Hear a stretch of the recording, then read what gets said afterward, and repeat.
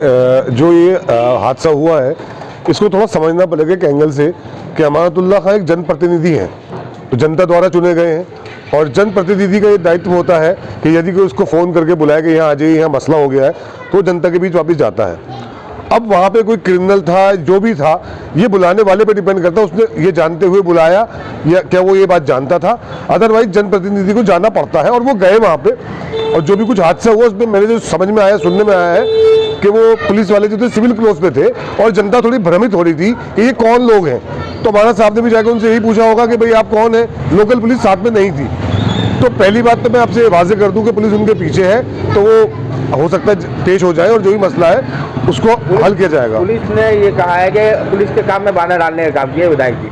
देखिए, मैं हो सकता है महाराज भाई से बहुत सारी बातों पर पार्टी लाइन पे मैं उनसे इत्तेफाक नहीं रखता, मगर एक बात पे तो आप भी इत्तेफाक रखते होंगे, जनप्रतिनिधि चाहे किसी पार्टी का हो, जनसेवक जनप्रतिनिधि का फर्ज क्या होता है, आवाम जब उसे फोन करके बुलाती है कि आप यहाँ आज मसला होगा तो वो जाता है, इरिस्पेक्टिव उसे पता हो या ना हो कि वहाँ पे क्या हो रहा है, वो मसले को सॉर्ट आउट करने जरूर जाता है। और चाहे किसी पार्टी का हो, चाहे कांग्रेस का हो, आम आदमी का हो, भाजपा का हो, समाजवादी का हो, क्योंकि देखिए हम जनता द्वारा चुन के आते हैं, जनता की आवाज़ पे जनता के बीच जाना पड़ता है। अब वहाँ क्या मसला है ये तो मौके पर जाने के बाद पता चलता है। तो कहीं ना कहीं इसमें अमानत साहब की कोई ऐसी गलती नहीं है, मगर कहीं ना कहीं गोदी मीडिया ये भ्रम फैला रहा है कि उन्होंने ऐसा कर दिया वैसा कर दिया, जबकि ये समझना चाहिए कि जनप्रतिनिधि की जनता के लिए जिम्मेदारी होती है, जनता के एक फोन पे उसे जाना पड़ता है घर से उठ के।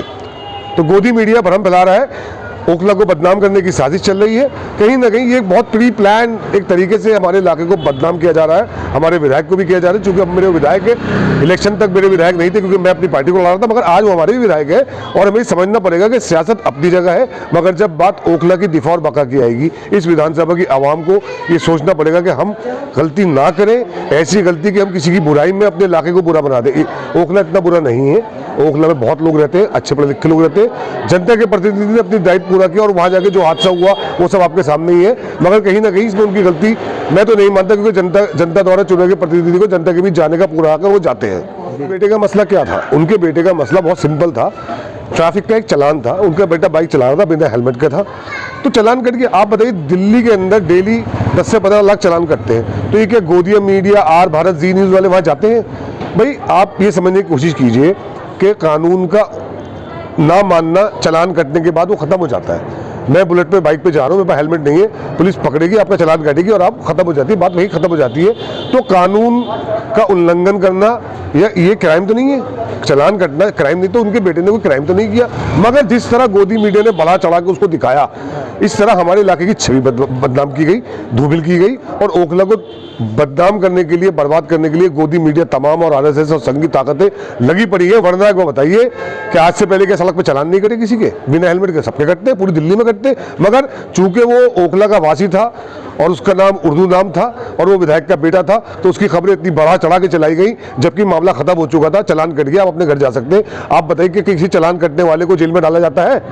भाई उसका चालान कट गया, वो खत्म होगी बात उसकी। विधायक जी जेल जा सकते हैं? देखिए, ये तो जेल जाएंगे तो कानूनी प्रक्रिया है, कानून अपना काम करेगी, मगर मेरी लोगों से भी गुजारिश है कि संयम से काम लें, अपने इलाके को बदनाम होने से बचाएं, फालतू नेट पे इस पे बयानबाजी ना करें। अमानत भी हमारे बीच से हमारे भाई हैं, हमारे इलाके के, और कहीं ना कहीं आज इलाके की इज्जत की बात है, हमारे इलाके की जो छवि को धूमिल किया जा रहा है, तो फालतू बयानबाजी से बचे। अल्लाह उनके रास्ते आसान करे, उनके लिए आसानी होगी इंशाअल्लाह। मैनस्ट्रीम मीडिया दिखा रही है कि विधायक अमानतुल्लाह खां फरार है, भागे हुए हैं, इस तरीके की चीज़ है, और विधायक जी कई दिनों जब से जीत के आए, ये जब मामला पेश आया उसके बाद से दिखाई भी नहीं दिए।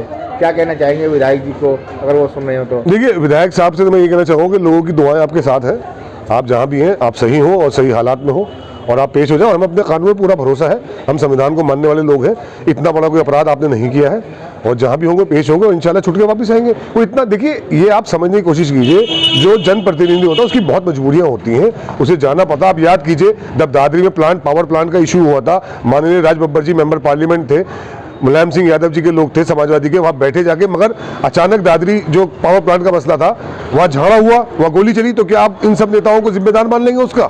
हालांकि उसमें हमारी पार्टी के राज बब्बर साहब जेल भी गए, काफ़ी समाजवादी के लोग जेल गए, मगर दंगा किसी ने किया, ये तो जनता की आवाज़ उठाने गए थे ना, वहाँ बाकी नहीं रहा। तो ये जनप्रतिनिधि के साथ होता आया है, पास से भी ऐसा हुआ है कि उन्हें जनता के बीच जाना पड़ता है, और जनता के बीच जाके चीज़ें अलग प्रतीत होती है, दिखती अलग है, होती अलग है, तो मगर उन्हें जाना तो पड़ेगा, क्योंकि जनता उनको चुन के भेजती है और उन्हें जाके वहाँ पर जनता की बात तो सुननी पड़ती है। जिस लड़के के मामले में विधायक जी गए थे, उस लड़के ने वीडियो के जरिए, जो आपने वीडियो भी देखी होगी शायद, तो साबिर खान जो है वीडियो के जरिए जो है अपनी बेगुनाही का सबूत देते हुए वीडियो जारी किया। हाँ, उसे आगे आना चाहिए। अगर उसकी बेल पे था, पैरोल हुई भी थी, तो उसे आगे आना चाहिए। और कहीं ना कहीं अब उसकी जिम्मेदारी है कि अमानत भाई उसको बचाने के लिए, उसको छुड़ाने के लिए, बात करने के लिए एटलीस्ट गए थे वहाँ पे कि तेरे साथ हो क्या रहा है इसके साथ। लेकिन छुड़ा तो सकते नहीं थे उसको, क्योंकि कानूनी वो मगर पता करने गए थे हो क्या रहा है। तो वो जो भी लड़का है वो सामने आए, अपने वकील के थ्रू पेश हो जाए और बताया कि भाई अमानत भाई ने मुझे नहीं भगाया, मैं खुद मौके का फायदा उठा के वहां से भाग गई। क्योंकि देखिए, अमानत भाई भी नहीं संविधान पे शपथ लेते हैं कि वो किसी गैर कानूनी काम में शामिल नहीं होंगे। तो मैं नहीं मानता किसी भी पार्टी को जनप्रतिनिधि किसी भगोड़े अपराधी का साथ देगा या उसे भगाएगा। तो जिस तरीके देखा गया, जीत के बाद जो है जश्न मनाने का भी मौका नहीं मिला और पुलिस लग गई पीछे। नहीं, देखिए, ये तो आप जब ये रास्ता जनता की सेवा का चुनते हैं तो आपके साथ होता है। आज मुल्क का माहौल बहुत अलग है। आज जिन्होंने कुछ नहीं किया वो भी जेल में है, जो घर में बैठा उसे भी जेल में डाल दिया जाता है उठा के। आप माहौल को समझिए, देखिए, आप परिप्रेक्ष्य को समझिए, भारत की राजनीति में क्या चल रहा है। भारत की राजनीति में आज के टाइम में गोडसे की नफरत है और गांधी की मोहब्बत है। तो गोडसे की नफरत के खिलाफ जो लड़ रहे हैं, चाहे कांग्रेस पार्टी हमारी लड़ रही है, राहुल गांधी लड़ रहे हैं, तो इनसे लड़ना आसान नहीं है। लेकिन पुलिस के काम में बाधा डालना भी तो सही नहीं है। देखिए, आप ये कैसे कह सकते हो पुलिस के काम में बाधा डाली? आप मौके पे थे, नहीं मौके पे नहीं था। मैं आपसे फिर कह रहा हूँ, पुलिस बता रही है जनता तो भाई पुलिस तो बहुत कुछ बताती है, मगर कोर्ट में जाके सारी बातें झूठी हो जाती है। आज से पहले ऐसा हुआ नहीं हुआ। सैकड़ों केसेस में देखा है कि पुलिस ने चार्जशीट कुछ बनाई, मगर मौके पे जब कोर्ट ऑफ लॉ में वो जाते हैं तो कुछ भी तथ्य प्रमाणित नहीं कर पाते और फटकार भी रखते पुलिस को। दिल्ली दंगों में मैं पुलिस प्रशासन पे सवाल इसलिए खड़ा कर रहा हूँ, मैं दिल्ली दंगों के पीड़ितों को और जो उसमें लिप्त है उन लोगों को क्लोजली फॉलो करता हूँ, अखबार के माध्यम से, मीडिया के माध्यम से। दिल्ली दंगों में कितनी बार पुलिस पे फटकार पड़ी, दिल्ली पुलिस पे, आप अखबार उठा के देख लीजिए, वरना मैं आपको भेज दूंगा। पुलिस मौके पे कुछ बताती है, होता कुछ है, मगर जब कोर्ट के समक्ष जाते हैं तो कोर्ट के समक्ष जाने के बाद वहाँ पे तथ्यों के आधार पर बात की जाती है, सबूतों के आधार पे वो साबित नहीं कर पाते और कहीं ना कहीं जज साहब कोर्ट पे भी फटकार भी लगाते हैं। ये दिल्ली दंगों में चल रहा है, कम से कम 6 बार ऐसा हुआ है कि दिल्ली पुलिस को फटकार लगी है जज साहब द्वारा कि दिल्ली दंगों में आपकी चार्जशीट में ये कमी थी, आपने पूरा क्यों नहीं किया। वो तथ्य जुटा नहीं पाए, मगर मौके पर चार्जशीट बन जाती है, गोदी मीडिया माहौल बना देता है। आज देखिए, पूरे हिंदुस्तान में एक ही खबर चल रही है कि अमानत का फरार है। अरे भाई, खबर वो भी तो दिखाइए कि 36 लाख वोट जो आपने जोड़ दिए हैं महाराष्ट्र के अंदर, दिल्ली में जो वोटों को ऐड किया है, कितना बड़ा गेम हुआ, कितना बड़ा स्कैम हुआ है, ये क्यों नहीं दिखाता मीडिया? क्योंकि मीडिया को वो खबरें दबानी है चुनाव की, इसलिए नई खबर चलाते हैं। और कहीं ना कहीं उर्दू नाम वाले की खबर से लोग ज्यादा खुश होते हैं, मीडिया ज्यादा खुश होता है, तो वो चलाई जा रही है। मगर हमारा ये मानना है कि हमारे ओखला को बदनाम करने की हर साजिश के खिलाफ हम खड़े होंगे और इस पर बाकायदा बात की जाएगी। कांग्रेस चाहते हैं, लेकिन जिस तरीके से ये दिल्ली इलेक्शन हुआ है और रिजल्ट जो आया है सामने, उसमें जो है सरकार जो बदलने में बहुत बड़ा हाथ जो है कांग्रेस का बताया जा रहा है। क्या कहेंगे इस पर? नहीं, देखिए, हम खुद कांग्रेस खाता भी नहीं खोल पाई। ऐसा है कि हम खाता नहीं खोल पाए, मगर हमारा अधिकार है चुनाव लड़ने बदलने में अहम रोल अदा। नहीं, हमारा रोल क्यों होता? हम तो चुनाव लड़े थे भाई। इस तरह तो फिर केजरीवाल साहब गुजरात क्यों कहते चुनाव लड़ने, हमें चुनाव हरवाया था उन्होंने वहाँ पे। तो देखिए, ये सियासत है। सारी ऐसी उनको जिसमें संदीप दीक्षित वाली सीट में जिस तरीके अरविंद केजरीवाल जो हारे, कितने वोटों से हारे, उसका कारण जो है सीधी जो है कांग्रेस ही है। नहीं, वो कारण बता रहे हैं, उन्हें आत्ममंथन करना चाहिए। क्या कांग्रेस चुनाव लड़ना छोड़ दे?